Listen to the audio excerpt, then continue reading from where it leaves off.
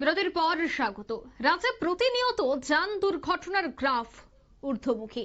কখনো দেখা যাচ্ছে যে এই যান দুর্ঘটনার ফলে পথ চলতি সাধারণ মানুষ গুরুতর আহত হচ্ছে, আবার কখনো দেখা যাচ্ছে যে দ্রুত গতিতে যানবাহন চালানোর ফলে যাত্রীরা গুরুতর আহত হচ্ছে। এবং একই খবর, একই বিষয় কিন্তু আজ উঠে এসেছে ধলেশ্বর। একেবারে ব্যস্ততম একটি শহর ধলেশ্বর, আর সেই ধলেশ্বরের 11 নম্বর রোডের মুখে আসাম আগরতলা সড়কে দ্রুতগামী একটি গাড়ির ধাক্কায় টমটম ছিটকে পড়ে যায়। সে ছবি আপনারা দেখতে পাচ্ছেন, টমটমের অবস্থা আপনারা দেখতে পাচ্ছেন। গুরুতর আহত এই টমটম চালক এবং দুই যাত্রী, তাদেরকে ঘটনাস্থল থেকে উদ্ধার করে জিবি হাসপাতালে নিয়ে যায় দমকল কর্মীরা। সংশ্লিষ্টরা যখন এই ঘটনাটি দেখতে পায়, সঙ্গে সঙ্গে কিন্তু দমকল কর্মীদের খবর দিলে সেই টমটম থেকে টমটম চালক এবং যাত্রীকে উদ্ধার করে হাসপাতালে নিয়ে যাওয়া হয়েছে। এবং অভিযোগ যে এই মারুতি গাড়িটি অতি দ্রুত গতিতে চালাচ্ছিল, যার ফলে এই বড়সড় দুর্ঘটনা ঘটেছে ব্যস্ততম সময়ে এই ব্যস্ততম সড়কে। তবে সেই বিষয়ে কি বলছেন সংশ্লিষ্টরা, শোনাচ্ছি। এই গাড়িটা দাঁড়ানো আসতো আর এই গাড়িটা পেছনে বাড়ি মারছে, কিন্তু বাড়িটা পড়ে গেছে, একটা লোক ব্যথাও পাইছে আর চালান একটা ব্যথা পাইছে। আচ্ছা, কি গাড়ি ছিল এটা?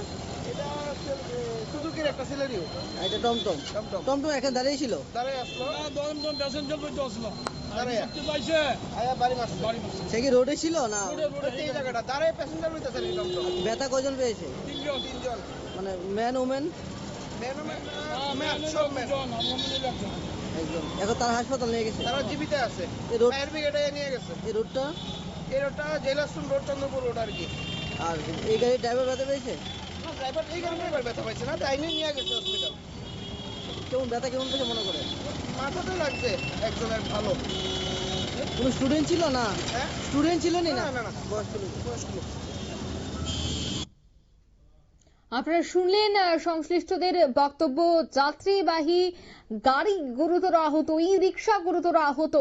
তবে এই পুরো ঘটনায় কিন্তু একেবারে ব্যস্ততম সময়ে একটা চাঞ্চল্য ছড়িয়ে পড়ে। তবে ঘটনাস্থলে সঙ্গে সঙ্গে ট্রাফিক, অন্যদিকে দমকল কর্মীরা তারা ঘটনাস্থলে দ্রুত আসে এবং এই ঘটনাটি সামাল দেয় এবং আবারও এই রাস্তা দিয়ে যান চলাচল স্বাভাবিক হয়। তবে একটা বিষয় বারবার প্রশ্নের মুখে দাঁড়াচ্ছে, তা হচ্ছে ট্রাফিকই ব্যবস্থা বা ট্রাফিক দপ্তর পক্ষ থেকে একাধিক অ্যাওয়ারনেস ক্যাম্পের আয়োজন করা হলেও সাধারণ মানুষ যে কতটা সচেতন তারই যেন দৃষ্টান্ত এই ধরনের দুর্ঘটনা। নিয়ে নিচ্ছি ছোট্ট একটি বিজ্ঞাপন বিরতি, সঙ্গে থাকুন।